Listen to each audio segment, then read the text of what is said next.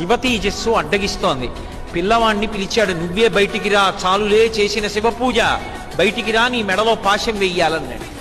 పరమశివుణ్ణి పట్టుకుని ఉండగా నువ్వు నన్ను పాశం వేసి ఎక్కడికి తీసుకెడతావురా? శివభక్తుడిని తీసుకెళ్లడం నీ సాధ్యమే? నువ్వు తీసుకెళ్లలేవు. ఆయన యొక్క రక్ష నాకుండగా నీ తరమా అని అడిగాడు. అది మార్కండేయుడి యొక్క స్తోత్రంలో గమనించవలసినటువంటి విషయం. అది మార్కండేయుడు నన్ను రక్షించమని అడగలేదు, నేను శివుడి పాదములు పట్టుకుని ఉండగా నువ్వు నన్ను ఏం చేస్తావని అడిగాడు. నేను చంద్రశేఖరుణ్ణి ఆశ్రయించి ఉన్నాను, ఆశ్రయించి ఉండగా చంద్రశేఖరమాశ్రయే మమ కింకరిష్యతి వయ్యమః, యమకింకరులు యముడు నన్ను ఏం చేస్తారని అడిగాడు. అడిగితే యమధర్మరాజు గారు పాశం తీసి మార్కండేయుడి మెడ మీదకి వేశాడు. మార్కండేయుడు గబగబా వెళ్లి శివలింగాన్ని కౌగిలించుకున్నాడు. ఆయన కౌగిలించుకుని ఉండగా ఆయన తల శివలింగానికి చీర్చి ఉంది. చీర్చి ఉండగా శివలింగానికి పిల్లవాడి తలకి వేరు చేసి పాశం ఎలా వేస్తాడు? ఆ పాశం వేయడంలో శివలింగంతో కలిపి పడిపోయింది. ఆ పిల్లవాడిని లాగాడు.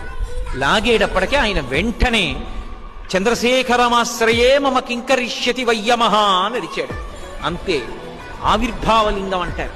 ఆ శివలింగంలోంచి ఉద్ధతమూర్తి ఒక్కసారి పైకొచ్చింది. ఆయన అటువంటి స్వరూపంతో వస్తే నిలబడగలిగిన వాడు ఉండడు. ఇంకా ఘోర రూపంతో పైకి లేస్తాడు. ఆ రూపంతో లేచినప్పుడు చూడగలిగిన వాళ్ళు ఉండరు. అటువంటి శివతేజస్సు అడ్డగిస్తోంది.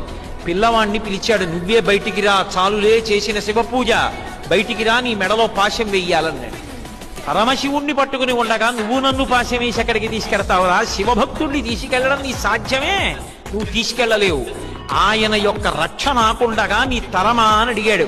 అది మార్కండేయుడి యొక్క స్తోత్రంలో గమనించవలసినటువంటి విషయం. అది మార్కండేయుడు నన్ను రక్షించమని అడగలేదు, నేను శివుడి పాదములు పట్టుకుని ఉండగా నువ్వు నన్ను ఏం చేస్తావని అడిగాడు. నేను చంద్రశేఖరుణ్ణి ఆశ్రయించి ఉన్నాను, ఆశ్రయించి ఉండగా చంద్రశేఖరమాశ్రయే మమ కింకరిష్యతి వయ్యమః, యమకింకరులు యముడు నన్ను ఏం చేస్తారని అడిగాడు. అడిగితే యమధర్మరాజు గారు పాశం తీసి మార్కండేయుడి మెడ మీదకి వేశాడు. మార్కండేయుడు గబగబా వెళ్లి శివలింగాన్ని కౌగిలించుకున్నాడు. ఆయన కౌగిలించుకుని ఉండగా ఆయన తల శివలింగానికి చీర్చి ఉంది.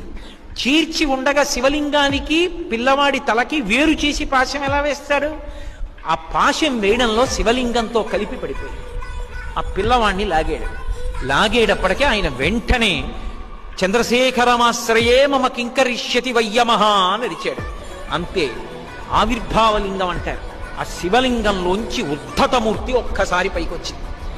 ఆయన అటువంటి స్వరూపంతో వస్తే నిలబడగలిగిన వాడు ఉండడు. ఇంకా ఘోర రూపంతో పైకి లేస్తాడు. ఆ రూపంతో లేచినప్పుడు చూడగలిగిన వాళ్ళు ఉండరు. అటువంటి